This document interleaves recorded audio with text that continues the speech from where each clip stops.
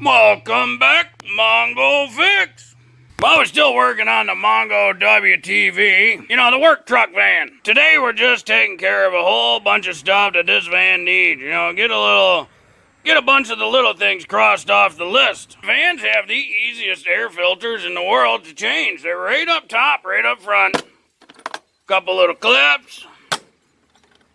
And of course, somebody broke this one because people, for some reason, break these little top covers all the time, but the air filter right there. And once you pop those clips off, you pry it up, and there's just enough room for Mr. Air Filter to sneak on out of there. And she pretty nasty. So I got a nice new one from STP. Always a good idea to size them up, make sure they're right. That a big difference. Engines are just like people. People like nice, clean, filtered air, and so do engines. Think about that. You and your engine have a lot more in common than you thought. And the new one slides right into place beautifully. And pretend there's another clip there, clippy clip. And now your engine air filter is changed. You can't get any easier than that. If you didn't notice, the rear view mirror had fallen off. So we're gonna fix that. Gotta get a T20 Torx bit socket to remove this little button tab thing. Don't have to take that all the way out. Always remember this surface with the little dimple in the A. That is the surface that slides into the mirror. And the little curved spot always goes up. So this flat spot needs to attach to the glass. Last time on the big Suburban with JB Weld brand. This time Mongo trying a different brand. Versachem. Seemed like a similar thing, break the vial and whatnot, but we also gonna need a razor blade, a pair of gloves, and some tape. Start out with the tape, peel some back, use a new razor blade, be careful with the razor blades, might cut self, yada yada. Gonna tape it to that button, and then cut out the shape. Carefully peel our blue tape off of here. It's just painter's tape, that way it doesn't leave a residue, and it can unstick and restick real nice. And on the outside of the glass, of course you need a step ladder for a van. This is the old glue. So we're gonna take that tape and place it about where that glue was.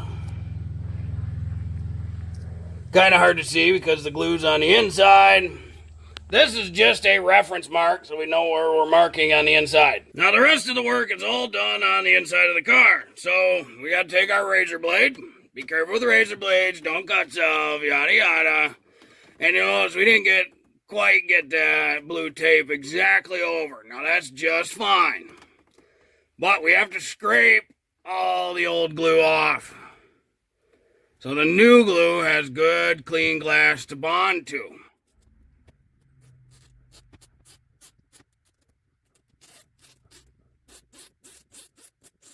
This is like the original gel bond glue junk. You want to make sure all that's off and there's no residue or nothing. Now you have to take your little button and just run the razor blade over that to get any other glue debris off. And you can kind of see on there is a little bit of that glue junk coming off. We have two different chemicals.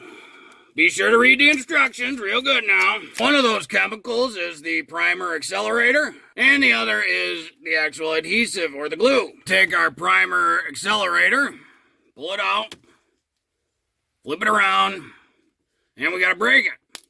Just like that. And then let it get absorbed into the cotton swab. And remember which way this goes. That part faces out. So we want to put all this on here. This is what the gloves are for.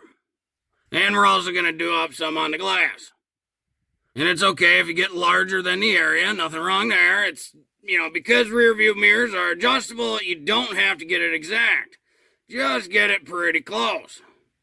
Obviously, you don't want to stick it on that way, but, once you get that, now you let it sit and dry for 2 minutes. It says 1 or 2 minutes. So, pick your favorite, 1 minute, 2 minute, whatever you want. And then we're going to open our adhesive. It's got a little easy tear tingy. And we apply that to our button. And like most of these, you're just supposed to put a dollop in the center. So because these rectangular shape, Mongo do a shape kind of like that. And then we push and hold it without moving it for about 60 seconds.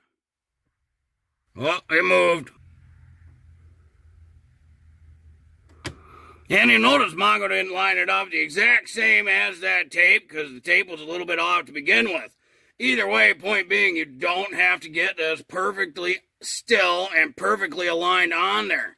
All you need is close. Now they're going to hold on its own. So that's it for the button. And according to these instructions, now we have to wait 30 minutes before we put the mirror on it. And once we put the mirror on it, it says not to take it off. Which makes sense. You don't want to take it on and off. Well, Mongo wait for that stuff to dry. Ran up to AutoZone and they had fuel tank strap bolt kits. Come with both the bolts and the nuts. Because if you remember from the other show, that nut seized onto the bolt and it broke right off the little, I don't know, you call it clamping, retaining device, whatever. So I had to cut the strap off to get the tank out of the way to get to the bolt so we can cut the bolt in half. Get some wood and just putting pressure on the tank, not actually jacking it up. And we'll get this strap off. This was just a temporary.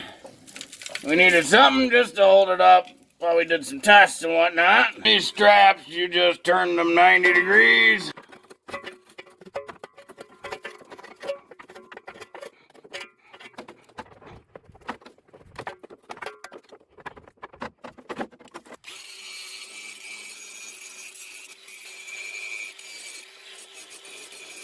What'd you talk about? It was always that way. Now we try to get that repaired strap in. Much easier going in than out. And we'll slide the new nut in there and be sure the nut faces up.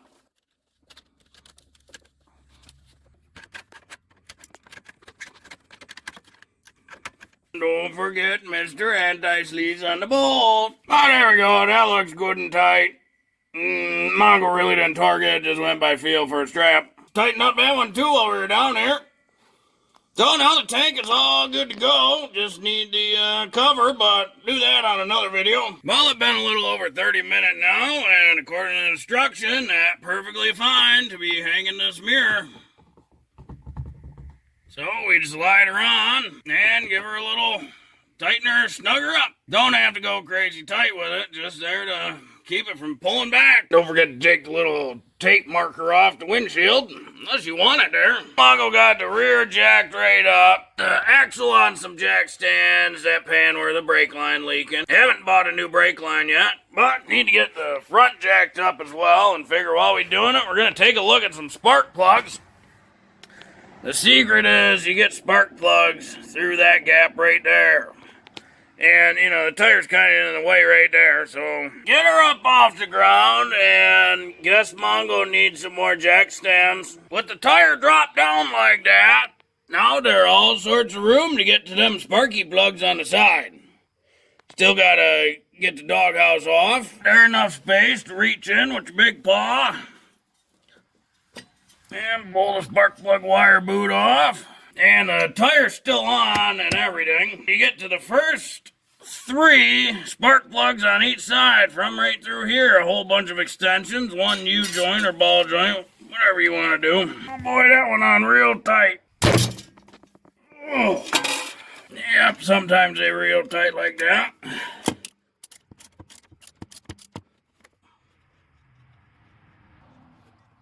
This is a 5/8 socket.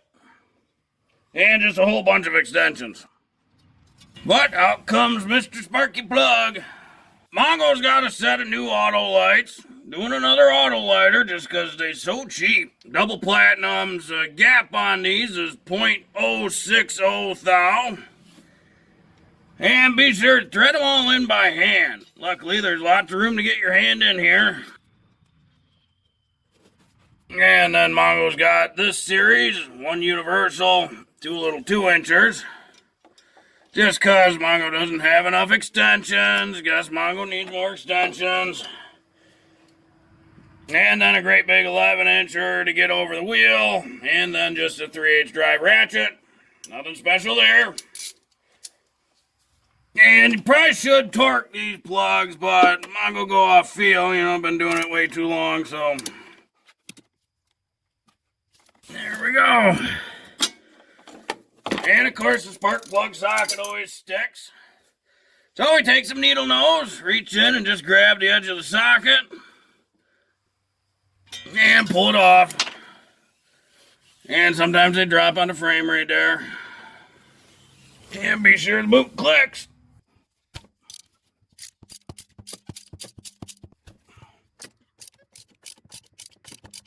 The last two spark plugs got to get from inside the van. So you got to get the doghouse off. And for those who don't know, the doghouse is basically the big cover inside the car that separates the engine from the passengers. On the side of each side, there's a little 10mm bolt for this one. That little guy's got to come out. And there's the same on the other side. And then on the bottom, way down there, another little 10mm. This one a nut though. Got a stud sticking through.